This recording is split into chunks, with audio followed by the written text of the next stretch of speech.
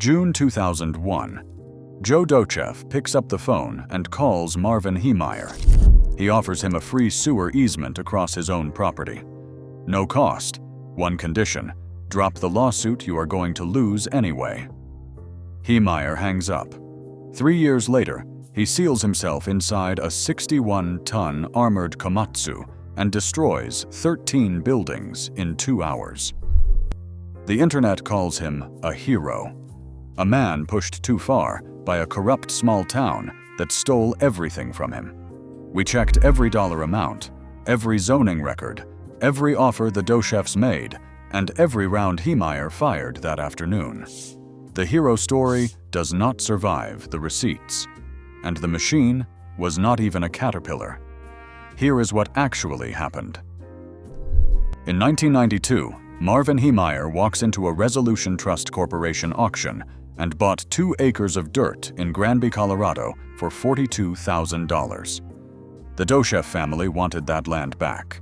They had lost it in a savings and loan collapse, but Heemeyer outbid them. He opens a welding shop. Good welder. Everybody in town says so. But the parcel has no sewer hookup.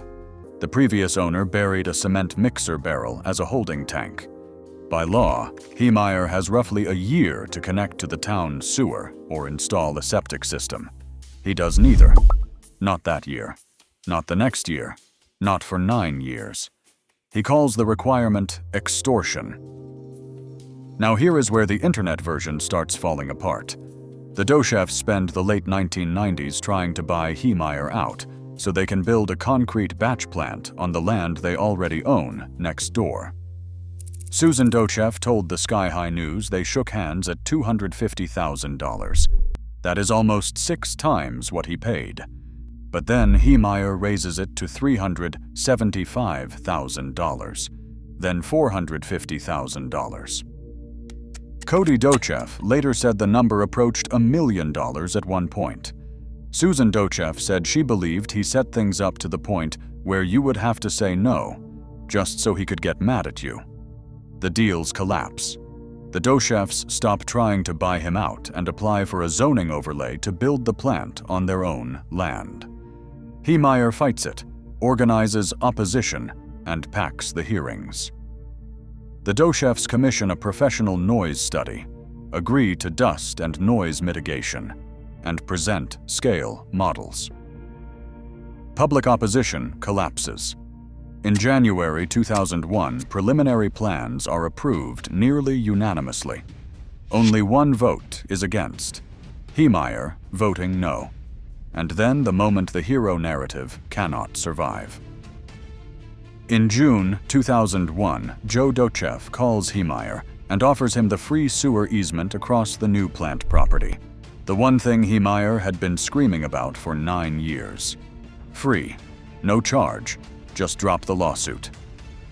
Heemeyer hangs up. Instead, he pumps raw sewage from a buried mixer barrel into the irrigation ditch behind his property using a gasoline pump. He is caught trying to illegally tap a neighbor's sewer line. The sanitation district fines him $2,500. He pays the fine with a check that has the word cowards in the memo line. If you are watching this and thinking the numbers do not add up for a man being destroyed by his town, you are right. In October 2003, Heemeyer sells those same 2 acres for $400,000, 10 times what he paid. He sells them to a waste disposal company called the Trash Company. The next day, the new owners hook up the water and sewer connections that Heemeyer had called extortion for 9 years. It took them about a day. If this story is about what Heemeyer did with that $400,000, like and subscribe right now. The next 18 months are where this stops being a zoning dispute and starts being something else entirely. Heemeyer leases back half the building he just sold. He changes the locks. He walls off his section. Sometime in late 2002, he flies to California and buys a Komatsu D355A crawler tractor at auction for $16,000. It weighed roughly 49 tons, stock, and it had 410 horsepower. Its top speed was just under 8 miles per hour. He ships it to Granby and puts a for sale sign on it. It does not sell. On his audio tapes, which he mailed to his brother in South Dakota 13 days before the rampage, he says the unsold bulldozer was a sign from God. Over 18 months, he turned it into what he called the MK tank, Marv's Komatsu tank, outer and inner skins of half-inch tool steel, with 5,000 pound per square inch quikrete poured between them. In places, the armor sandwich was over a foot thick. 5 external video cameras fed 2 monitors inside.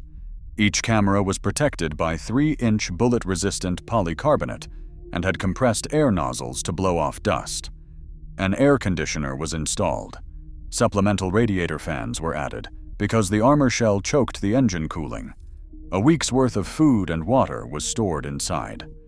3 rifles were mounted at firing ports, a 50 caliber Barrett M82 semi-automatic at the rear, a 5.56 rifle up front, and a Ruger Mini 14 on the right side. He also carried 3 handguns, including a .357 Magnum revolver that he would use to kill himself. Once the top hatch was bolted from the inside, there was no way out. Heemeyer designed it as a one-way trip. The internet says the machine weighed 85 tons. We could not verify that. The commonly cited finished weight is around 61 tons. The internet says it was a Caterpillar D9. It was a Komatsu D355A. Even the most basic fact in the most famous bulldozer story on the internet is wrong. June 4th, 2004, about 2:15 in the afternoon. Heemeyer drives the Komatsu through the wall of his rented space and aims it at Mountain Park Concrete next door, the Docheff family's business. Cody Docheff is screening topsoil at the gravel pit when the radio crackles. He gets there, fires a pistol at the armor. Nothing. He climbs on top. Nothing. He jumps into his front-end loader and drives straight at it. Heemeyer aims a rifle through the port and puts rounds into the loader bucket. Cody is sitting behind that bucket. Those bullet holes are physical evidence, photographed by the sheriff's department. The internet says Marvin Heemeyer never tried to hurt anyone. We will come back to that. He turns south on Agate Avenue at 5 miles per hour. The undersheriff Glenn Traynor climbs on top of the moving bulldozer and empties 37 rounds from his service pistol into every seam and vent he can find. He drops a flashbang grenade down the exhaust stack. No effect. He jumps off before a building clips him. Over the next 2 hours, Heemeyer hits 13 buildings.